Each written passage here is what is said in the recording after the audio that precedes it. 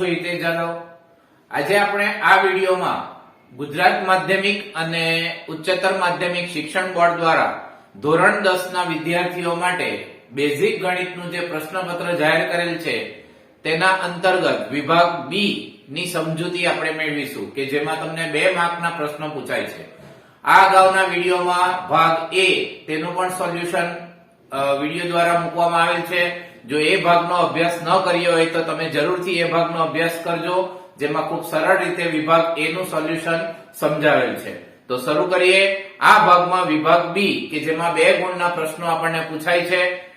પ્રશ્ન નંબર 25 થી પ્રશ્ન નંબર 38 તે પૈકી કુલ 10 પ્રશ્નો તમારે કરવાનો હોય છે અને દરેક પ્રશ્નના 2 ગુણ હોય છે।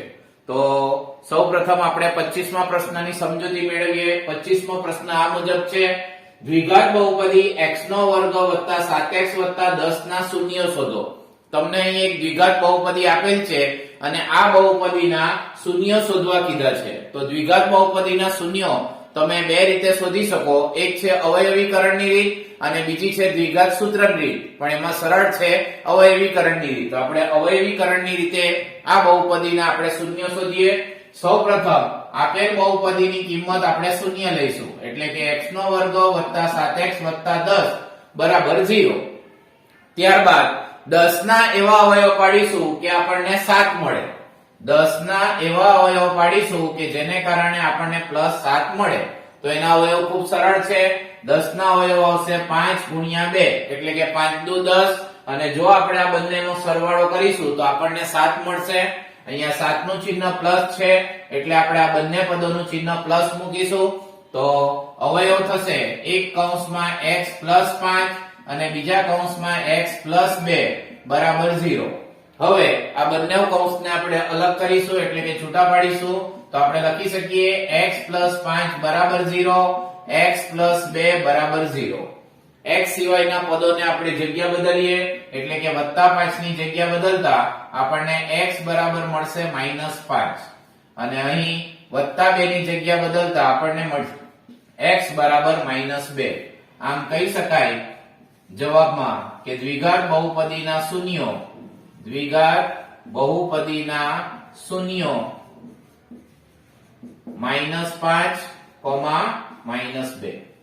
દ્વિઘાત બહુપદી 2 ઘાત વાળી બહુપદી હોય તો એને મહત્તમ 2 શૂન્યો મળે।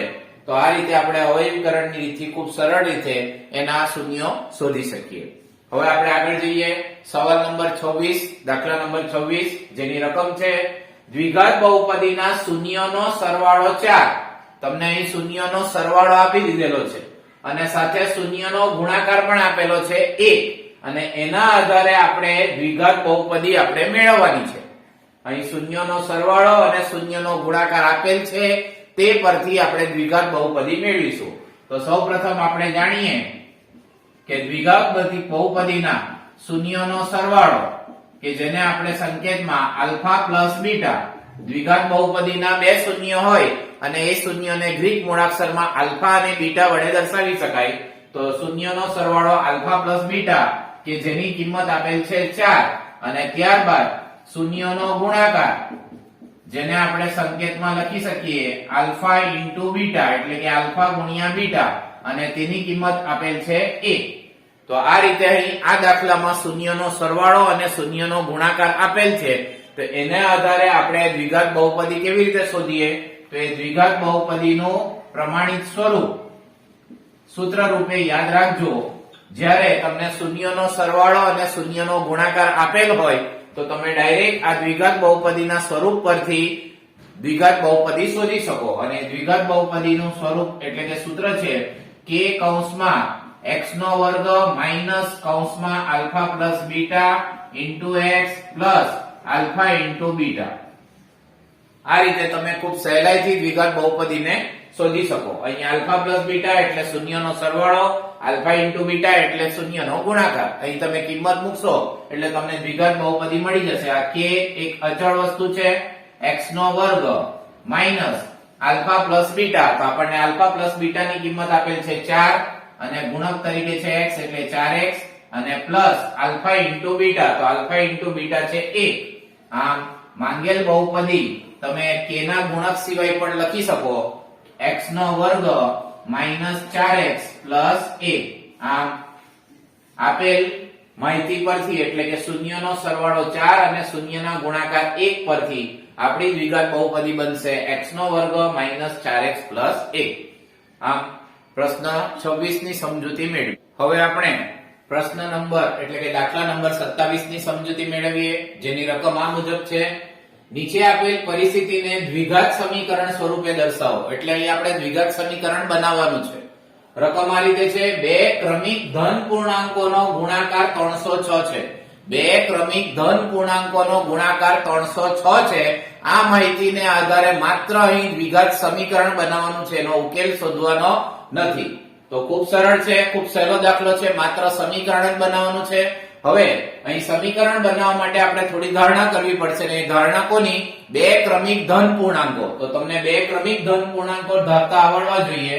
તો આપણે ધારીશું કે ધારો કે બે ક્રમિક ધન પૂર્ણાંકો x અને x + 1 છે. મિત્રો જો પહેલો પૂર્ણાંક x હોય તો એના પછીનો જે ક્રમિક પૂર્ણાંક આવશે તેમાં આપણે 1 ઉમેરવો પડે. એટલે કે એક પૂર્ણાંક 4 હોય તો બીજો પૂર્ણાંક 5 થાય, એક પૂર્ણાંક 10 હોય તો બીજો પૂર્ણાંક 11 થાય. તો 10 માં 1 ઉમેરો તો 11 થાય, 4 માં 1 ઉમેરો તો 5 થાય. એટલે પહેલો પૂર્ણાંક જો x હશે તો બીજો પૂર્ણાંક થશે x + 1. એટલે ક્રમિક ધન પૂર્ણાંકની ધારણા કરો તો પહેલો પૂર્ણાંક x અને બીજો પૂર્ણાંક થાય x + 1. હવે આપેલ માહિતી પરથી બે ક્રમિક ધન પૂર્ણાંકોનો ગુણાકાર 306 કરવાનો છે. તો આપણે સમીકરણ કઈ રીતે બનાવી શકીએ? તો સમીકરણ બનશે x ગુણ્યા x + 1 બરાબર થશે 306. આપણા બે ક્રમિક ધન પૂર્ણાંકો છે x અને x + 1, તેનો ગુણાકાર કરવા કીધેલો છે અને તેનો જવાબ આપેલો છે 306. હવે આપણે એને પ્રમાણિત સ્વરૂપમાં ગોઠવીશું.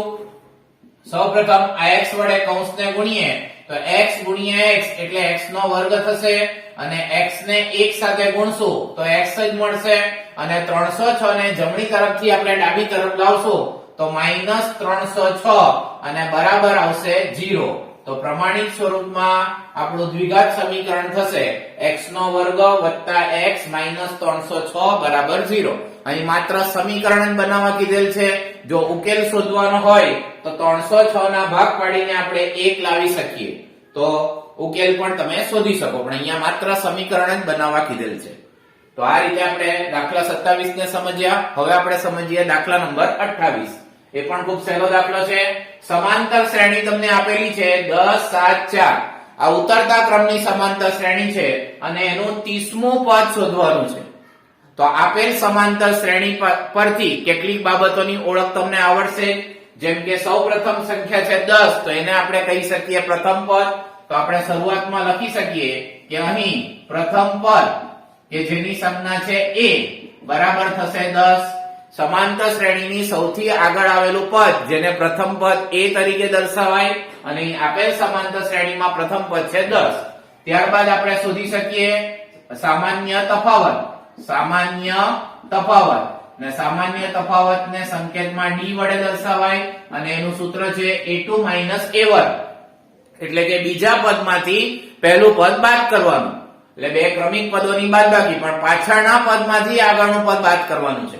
એટલે કે a2 એટલે 7 અને 7 માંથી આપણે 10 બાદ કરીએ તો આપણને d નું મૂલ્ય માઈનસમાં મળશે. ઉતરતા ક્રમની શ્રેણી હોવાથી d નું મૂલ્ય માઈનસ મળે. હવે આપણે શોધવાનું છે 30મું પદ. 30મું પદ, તો 30મું પદ કે જેને સંકેતમાં લખાય છે a30.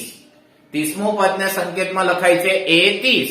તો હવે આપણે nમું પદનું જે સામાન્ય સૂત્ર છે nમું પદ an બરાબર a + n - 1d. આ સૂત્રની મદદથી આપણે ગમે તે નંબરનું પદ શોધી શકીએ. nમું પદ શોધવાનું સામાન્ય સૂત્ર છે a + n - 1d. હવે આપણે 30મું પદ શોધવાનું છે એટલે n ની જગ્યાએ આપણે 30 મૂકી શકીએ. એ ઉપરાંત a ની કિંમત આપણી પાસે છે 10 અને d ની કિંમત છે -3. તો એ ગણતરી કરતા આપણને 30મું પદ મળશે. તો હવે આપણે શોધીએ 30મું પદ જેને સંકેતમાં આપણે લખી શકીએ a30. હવે આ સૂત્રમાં કિંમતો મૂકીએ. a ની કિંમત આપણી પાસે છે 10 પ્લસ કૌંસમાં n ની કિંમત છે 30 -1 અને d ની કિંમત છે -3.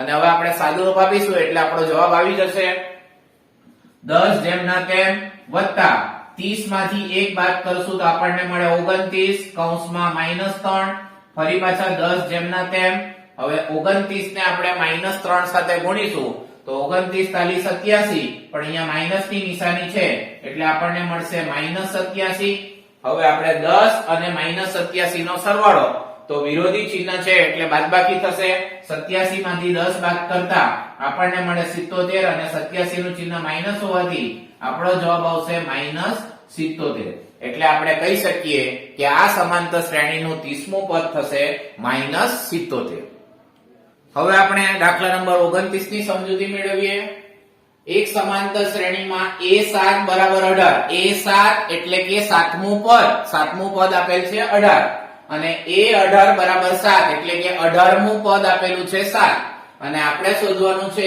a25 એટલે કે 25મું પદ બે પદો આપેલા છે a7 એટલે 7મું પદ a18 એટલે 18મું પદ અને શોધવાનું છે a25 એટલે 25મું પદ તો જ્યારે તમને બે અલગ અલગ પદો આપેલા હોય તો એ પદો પરથી તમે સામાન્ય તફાવત d ખૂબ સરળતાથી શોધી શકો ક્રમિક પદો હોય તો d શોધવાનું સૂત્ર આપણે સમજ્યા છે a2 a1 પરંતુ અહીં બે ક્રમિક પદો નથી એક 7મા નંબરનું પદ છે અને એક 18મા નંબરનું પદ છે અહીં a7 બરાબર 18 અને a18 બરાબર છે 7 અને a25 આપણે શોધવાનું છે તો અહીં બે ક્રમિક પદો નથી a7 એટલે 7મા નંબરનું પદ અને a18 એટલે 18મા નંબરનું પદ તો આ બે ક્રમિક પદો ન હોય ત્યારે d શોધવાનું એક સામાન્ય સૂત્ર યાદ રાખજો d બરાબર tm અથવા તો an આપણે આ પદને a લેતા છે એટલે am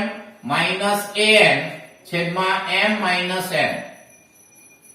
હવે આ બે પદોની બાદબાકી કરીશું એટલે આપણને d મળશે a7 a18 અને છેદમાં થશે 7 18 આપણને આપેલ છે 7મું પદ અને 18મું પદ તો આ બંનેની આપણે બાદબાકી કરીશું અને છેદમાં એના જે નંબર છે એની બાદબાકી ચલો કિંમત મૂકીએ a7 ની કિંમત છે 18 માઈનસ a18 ની કિંમત છે 7 અને છેદમાં 7 18 18 માંથી 7 બાદ કરીશું તો 11 7 માંથી 18 બાદ કરીશું તો -11 11 કેન્સલ એટલે આપણને જવાબ મળે છે -1 મિત્રો બે જુદા જુદા સમીકરણ બનાવીને પણ તમે d ની કિંમત શોધી શકો છો પણ એના કરતા એક છેલ્લું સૂત્ર છે યાદ રાખજો am an છેદમાં m n am એટલે અહીં 7મું પદ an એટલે અહીં 18મું પદ એટલે a7 માંથી a18 બાદ કરશું અને છેદમાં m n એટલે 7 માંથી આપણે 18 બાદ કર્યા એટલે આપણને d ની કિંમત મળી -1 હવે આ d ની કિંમત પરથી આપણે જો a ની કિંમત શોધવાની છે તો એના માટે આપણે જાણીએ કે a7 તો a7 નું સૂત્ર બને છે a 6d કારણ કે આપણું an નું સામાન્ય સૂત્ર છે a n 1 d તેમાં આપણે n ની જગ્યાએ 7 મૂકીશું તો 7 1 એટલે 6d હવે આ સૂત્રમાં આપણે જરૂરી કિંમતો મૂકીએ તો આપણને a ની કિંમત મળી જશે સમજો a7 તો a7 ની કિંમત છે 18 બરાબર a ની કિંમત આપણી પાસે નથી 6 કૌંસમાં d ની કિંમત છે આપણી -1 હવે સાદુરૂપ આપીશું 18 બરાબર a 6 ને -1 વડે ગુણતા આપણને મળે -6 -6 ની જગ્યા બદલતા a બરાબર 18 6 એટલે a ની કિંમત થશે 24 આમ આપણી પાસે a અને d ની કિંમત આવી ગઈ હવે એની મદદથી આપણે 25મું પદ એટલે કે a25 શોધી શકીએ a25 નું સૂત્ર બનશે a 24d a n 1d 25 1d એટલે 24d હવે આમાં આપણે કિંમત મૂકીશું a ની કિંમત આપણે શોધી છે 24 24 કૌંસમાં d ની કિંમત છે -1 સાદુરૂપ આપીશું 24 ગુણ્યા -1 એટલે -24 અને 24 માંથી 24 બાદ કરતા આપણને મળે છે 0 એટલે આપણે કહી શકીએ કે આ સમાંતર શ્રેણીનું 25મું પદ થાય છે 0 આમ અહીં આપણે બે ક્રમિક ન હોય એવા પદોની મદદથી d શોધવાનું એક સૂત્ર પણ સમજ્યા ટૂંકું સૂત્ર એ સિવાય તમે સમીકરણ બનાવીને એના ઉકેલ દ્વારા લોપની રીત દ્વારા પણ તમે a અને d ની કિંમત શોધી શકો પણ આ સૂત્ર યાદ રાખજો તો ગણતરી ખૂબ ઝડપી બની જશે ત્યારબાદ 30મો દાખલો જોઈએ 30મો દાખલો પણ ખૂબ સરળ છે આપણે વિભાગ a ના જે હેતુલક્ષી પ્રશ્નો છે તેમાં પણ આની ચર્ચા કરી રહ્યા છે. એક બિંદુ આપેલા છે, એના બંને યામ તમને આપેલા છે -2, -3. આ બિંદુનું x અક્ષથી અને y અક્ષથી લંબ અંતર શોધવાનું છે. તો એ હેતુલક્ષી પ્રશ્નના વિડીયોમાં પણ મેં તમને એની શોર્ટ ટ્રીક શીખવેલી છે. તો અહીંયા પણ તમને શીખવું છું કે જ્યારે x અક્ષથી તમારે લંબ અંતર શોધવું હોય, x અક્ષથી લંબ અંતર, તો એ x અક્ષથી લંબ અંતર y યામ જેટલું થાય. યાદ રાખજો મિત્રો, x અક્ષથી લંબ અંતર આપેલા બિંદુના y યામ જેટલું થાય અને એ y યામ જેટલું અંતર, એ અંતર હંમેશા ધન જ લેવાનું. એટલે y યામ ભલે ઋણ હોય પણ એનો જવાબ આપણે ધનમાં લખવાનો. તો અહીં x અક્ષથી અંતર શોધવા માટે આપણે એના y યામ જેટલું અંતર લેશું. તો y યામ તમે જોશો, આ x યામ છે અને આ y યામ છે. તો y યામ -3 છે, પણ અંતર ધન હોવાથી આપણે એને ધન બનાવશું તો જવાબ આવશે 3. ખૂબ સહેલું છે મિત્રો. એ જ રીતે હવે y અક્ષથી લંબ અંતર શોધવાનું છે. તો હવે તમને આવડી જશે. y અક્ષથી જો લંબ અંતર શોધવું હોય તો y અક્ષથી લંબ અંતર એના x યામ જેટલું આવે અને એ x યામનું માપ પણ ધનમાં જ લેવું, કેમ કે અંતર ધનમાં હોય, ભલે યામ ઋણમાં આપેલો હોય.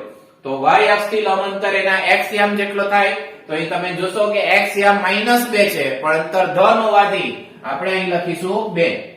આમ x અક્ષથી લંબ અંતર શોધવું હોય તો એના y યામ જેટલું થાય અને y અક્ષથી લંબ અંતર શોધો તો એના x યામ જેટલું થાય. આ શોર્ટકટ ટ્રીક યાદ રાખજો તો ખૂબ સહેલાઈથી તમે આ દાખલા ગણી શકો. હવે આપણે દાખલા નંબર 31 નું સોલ્યુશન મેળવીએ. દાખલા નંબર 31 ની રકમ છે cos θ બરાબર 12/13. તો આપણે tan θ અને sin θ શોધવાનું છે. તો મિત્રો, ત્રિકોણમિતિના ભાગ અને ત્રિકોણમિતિ અંતર્ગત જે વિડિયો બનાવેલા છે એનો અભ્યાસ કરશો તો તમને ખ્યાલ છે કે ટોટલ 6 ત્રિકોણમિતિય ગુણોત્તરો છે. તે પૈકી એક ત્રિકોણમિતિય ગુણોત્તર cos ની કિંમત આપેલ છે અને બાકીના બે ત્રિકોણમિતિય ગુણોત્તર tan અને sin ની કિંમત શોધવાનું છે. આ દાખલો બે રીતે થાય છે. cos ની કિંમત આપેલી છે તો આપણે cos નું સૂત્ર જાણીએ છીએ કે પાસેની બાજુ છેદમાં કર્ણ, અને tan ના સૂત્ર છે સામેની બાજુ છેદમાં પાસેની બાજુ, અને sin નું સૂત્ર છે સામેની બાજુ છેદમાં કર્ણ. તો આ સૂત્રની આધારિત પણ આપણે દાખલો ગણી શકીએ. પણ એના માટે આપણે પહેલા cos ની જે કિંમત છે 12/13 એને પાસેની બાજુ છેદમાં કર્ણ સાથે સરખાવીને સામેની બાજુની કિંમત શોધવી પડે, ત્યારબાદ જ આ દાખલો થાય. એના કરતા આ દાખલો ખૂબ સહેલી રીતે હું તમને સમજાવું છું. એના માટે તમને આવડવું જોઈએ નિત્યસમ નંબર 1. ટોટલ 3 નિત્યસમ છે, તેનો પણ વિડિયો આગળ મેં રજૂ કર્યો છે. જો ન જોયો હોય તો વિડિયોનો અભ્યાસ કરજો.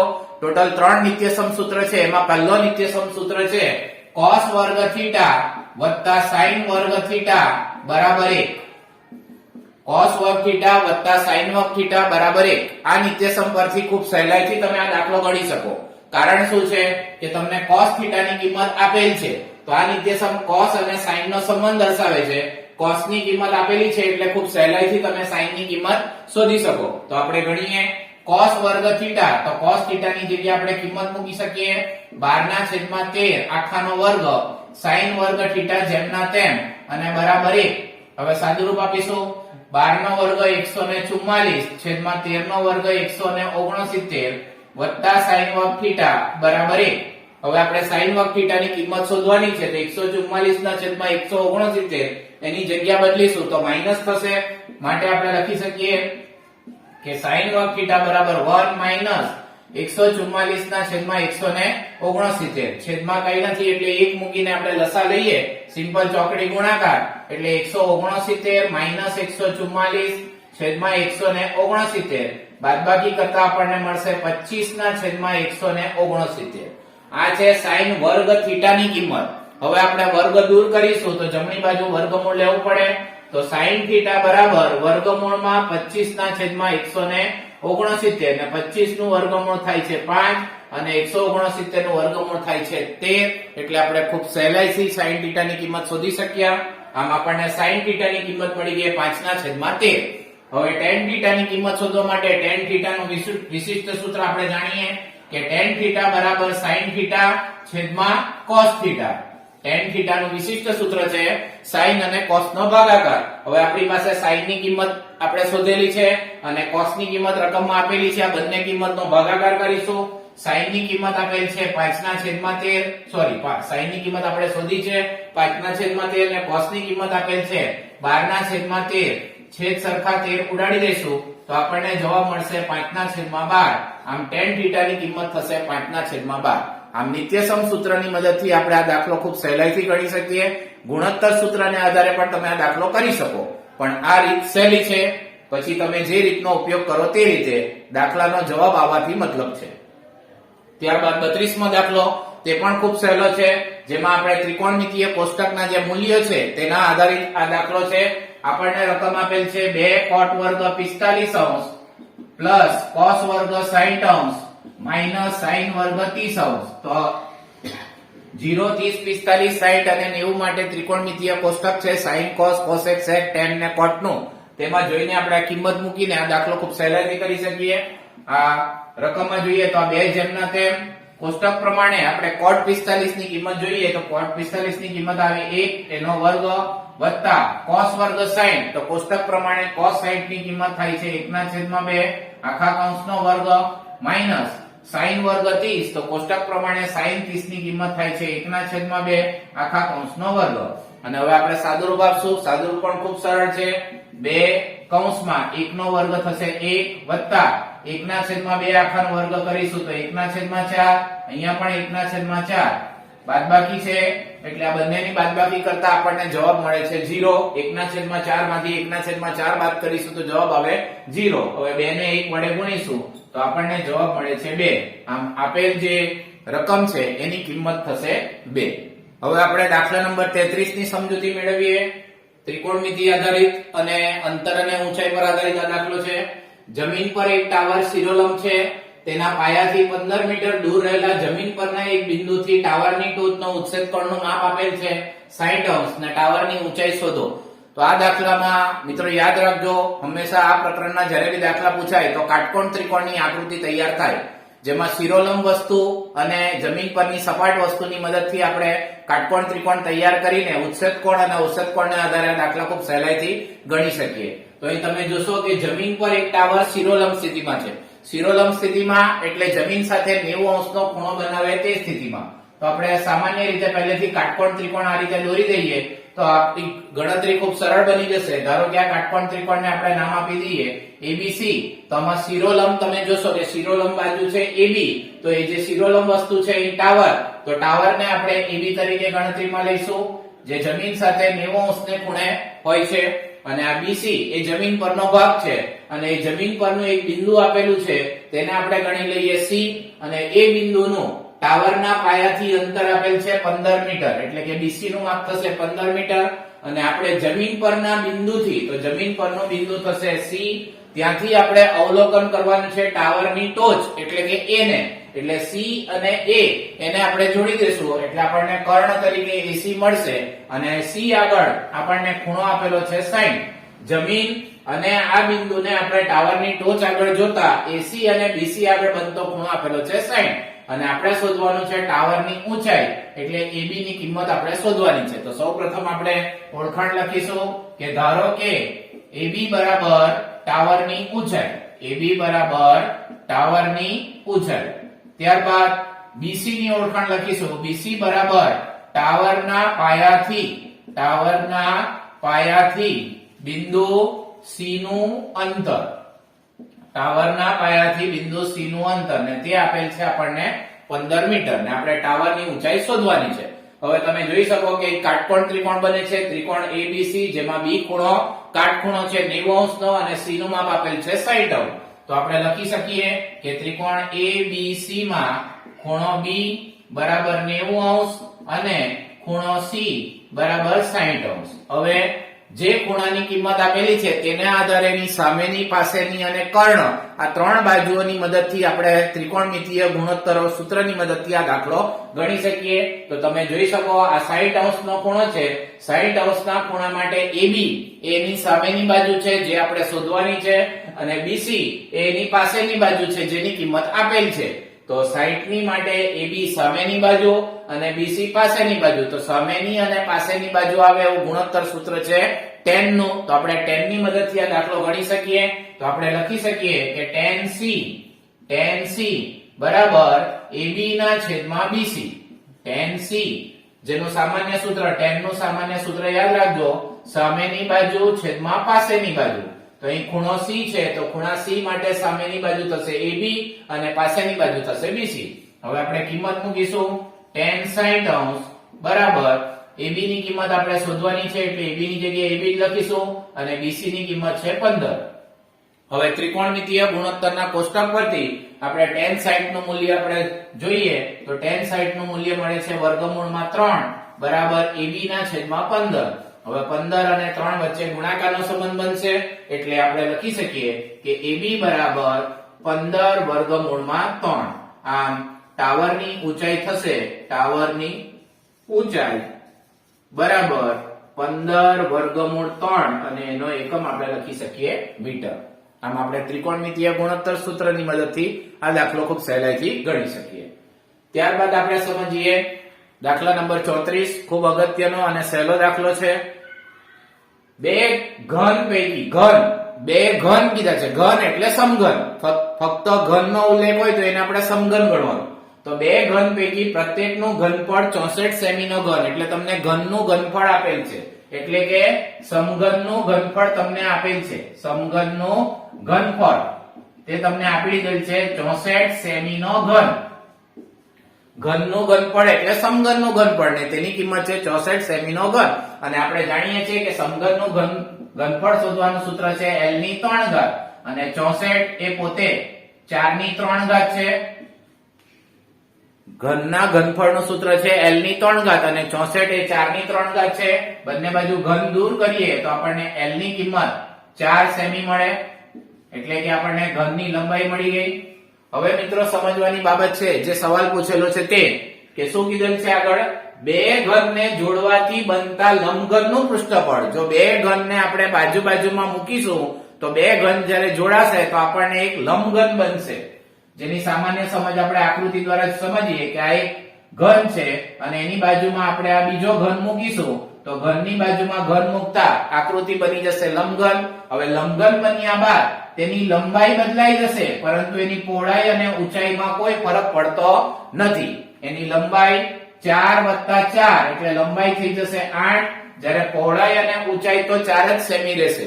એટલે લંબઘન માટે આપણે માપ વિચારીએ તો લંબઘન માટે L બરાબર થશે 8 સેમી, B બરાબર થશે 4 સેમી અને H બરાબર 4 સેમી. બે ઘનને બાજુમાં ગોઠવવાથી લંબઘન બનશે. તેની લંબાઈ બદલાઈ જશે. બે ઘનની લંબાઈ એટલે 4 + 4 એટલે લંબાઈ 8 થશે પરંતુ પહોળાઈ અને ઊંચાઈ તો 4 જ સેમી રહેશે. અને હવે આપણે શોધવાનું છે લંબઘનનું પૃષ્ઠફળ. તો લંબઘનનું પૃષ્ઠફળ શોધવાનું સૂત્ર આપણે જાણીએ છીએ કે લંબઘનનું પૃષ્ઠફળ કેવી રીતે શોધાય. તો લંબઘનનું પૃષ્ઠફળ બરાબર 2 LB + BH + LH આ સૂત્રની મદદથી આપણે શોધી શકીએ. હવે આપણી પાસે L, B અને H ની કિંમત છે એને મૂકીને આપણે સાદુરૂપ આપીશું.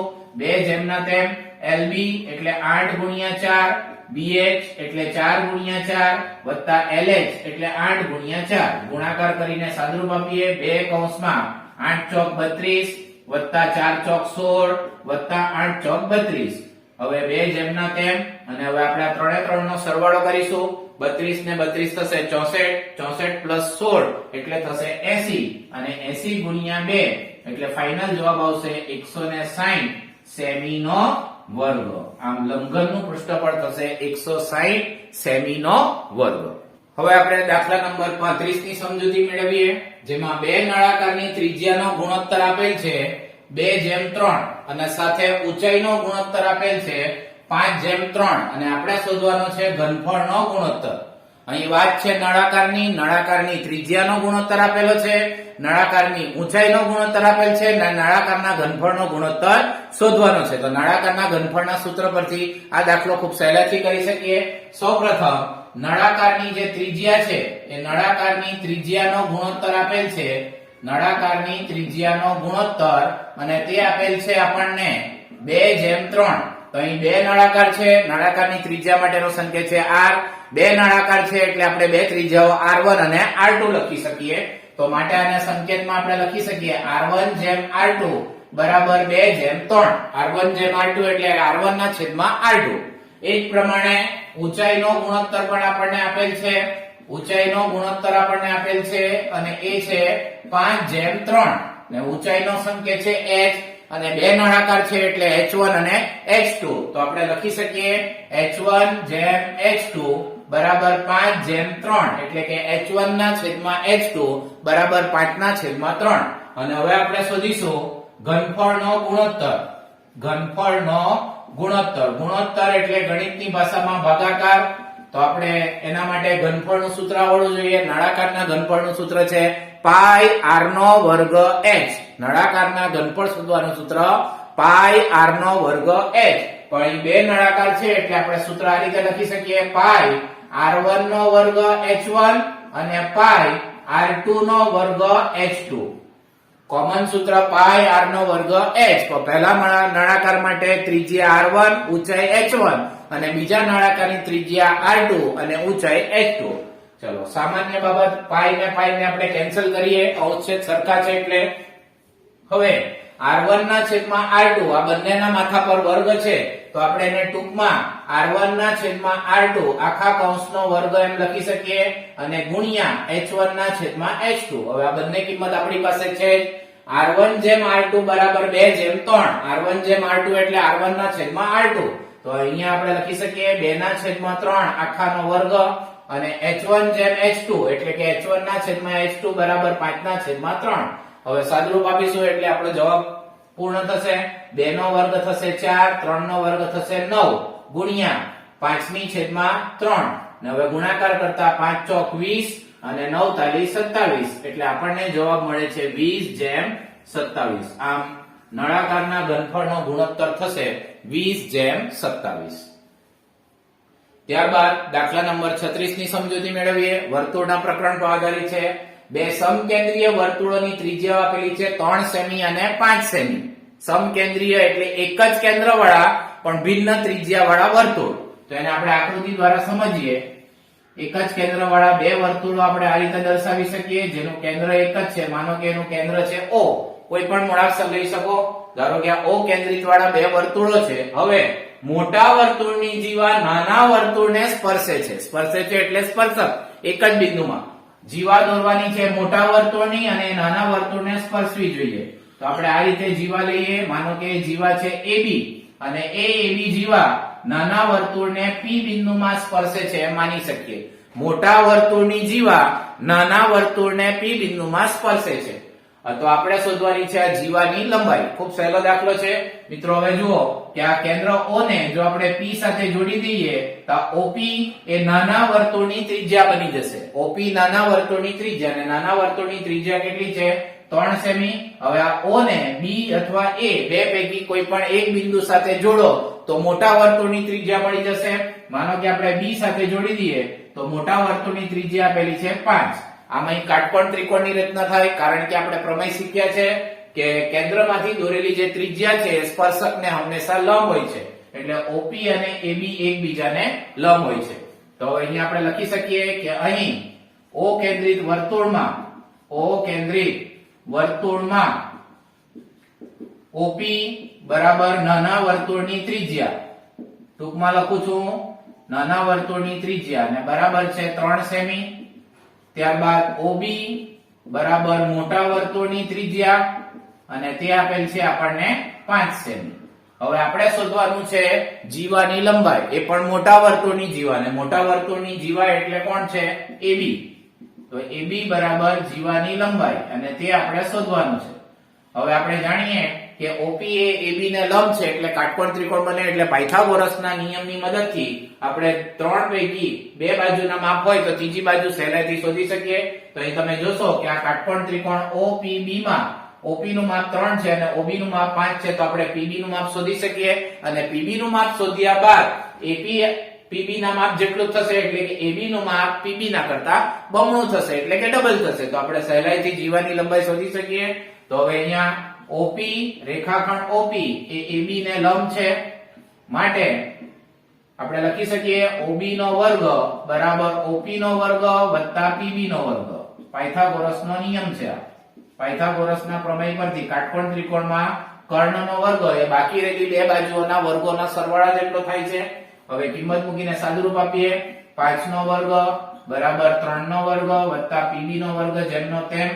5 નો વર્ગ થશે 25, 3 નો વર્ગ 9 વત્તા પીબી નો વર્ગ 9 ની 25 માંથી બાદબાકી કરીએ કે ડાબી બાજુ જશે એટલે ચિહ્ન બદલાશે એટલે 16 બરાબર પીબી નો વર્ગ માટે પીબી બરાબર વર્ગમૂળમાં 16 તો આપણને પીબી ની કિંમત મળશે 4. આમ અહીં પીબી ની કિંમત થઈ ગઈ 4. હવે આપણે શોધવાનું છે એબી, તો એબી નું માપ પીબી કરતા બમણું એટલે કે ડબલ થશે. તો આપણે લખી શકીએ એબી બરાબર 2 ગુણ્યા પીબી એટલે કે 2 ગુણ્યા 4, તો આપણને જવાબમાં મળશે 8 સેમી. આમ મોટા વર્તુળની જીવાની લંબાઈ થાય છે 8 સેમી. હવે આપણે દાખલા નંબર 37 ની સમજૂતી મેળવીએ, જે મધ્યક, મધ્યસ્થ અને બહુલક પ્રકરણ જે આંકડા શાસ્ત્ર છે તેના પર આધારિત દાખલો છે. ખૂબ સહેલો દાખલો છે.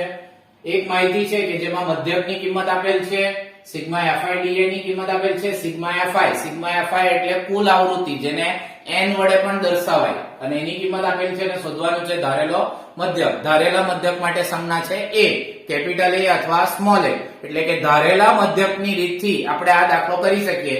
ને ધારેલા મધ્યકને આધારે સૂત્ર છે, મધ્યક શોધવાનું સૂત્ર ખૂબ સહેલું છે. મધ્યક x બાર બરાબર a plus sigma fi di છેદમાં સિગ્મા fi. અહીં તમે a એટલે થશે આપણો ધારેલો મધ્યક, કે સ્મોલ a અથવા કેપિટલ A પણ તમે લઈ શકો.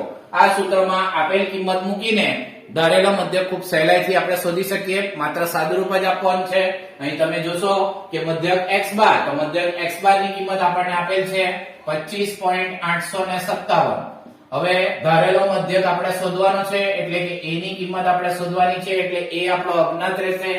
ત્યારબાદ સિગ્મા fi di, તો સિગ્મા fi di ની કિંમત આપેલ છે આપણને 120 અને છેદમાં સિગ્મા fi, અને સિગ્મા fi ની કિંમત પણ આપેલ છે 140. હવે માત્ર સાદુરૂપ આપવાનું છે.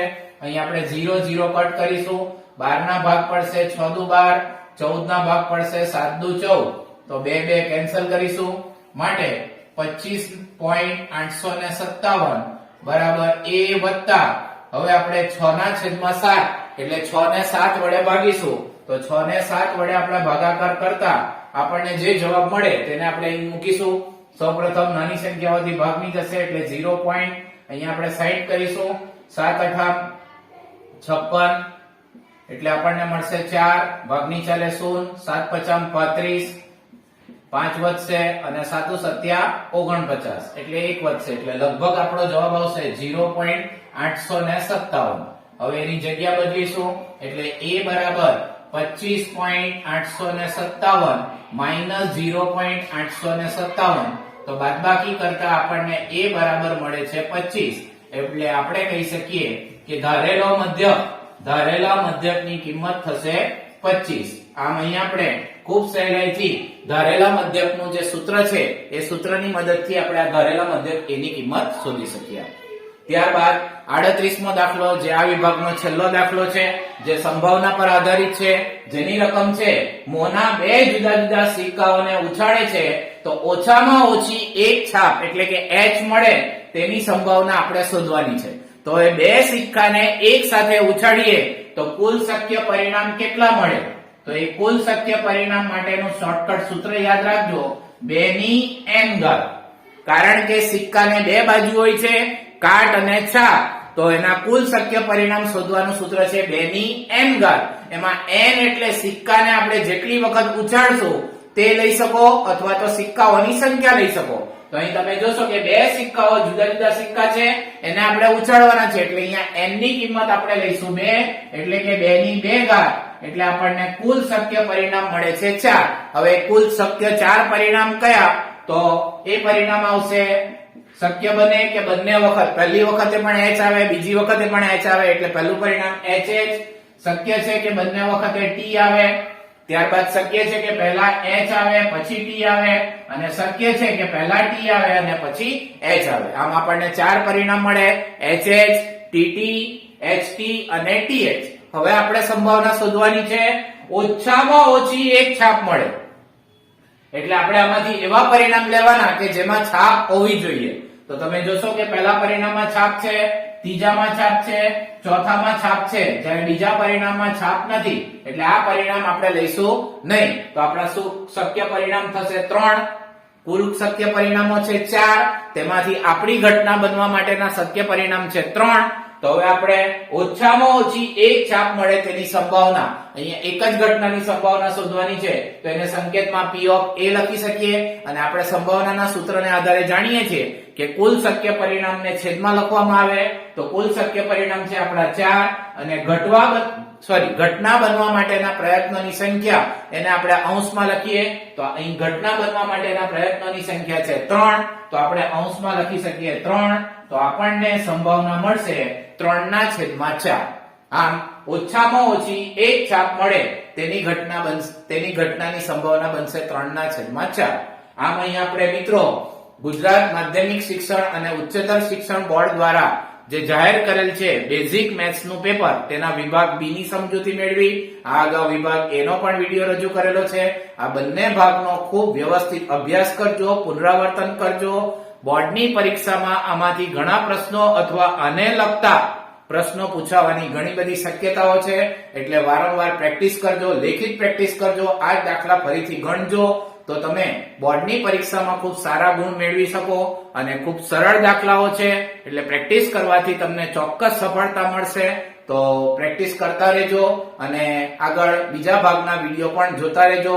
જો તમને મારો આ વિડીયો ગમે તો એને લાઈક કરજો, શેર કરજો અને આ ચેનલને જરૂરથી સબસ્ક્રાઇબ કરજો અને આગળના હવે પછીના ભાગના જે વિડીયો છે એને પણ જોવાનો મહાવરો કરજો. Thank you.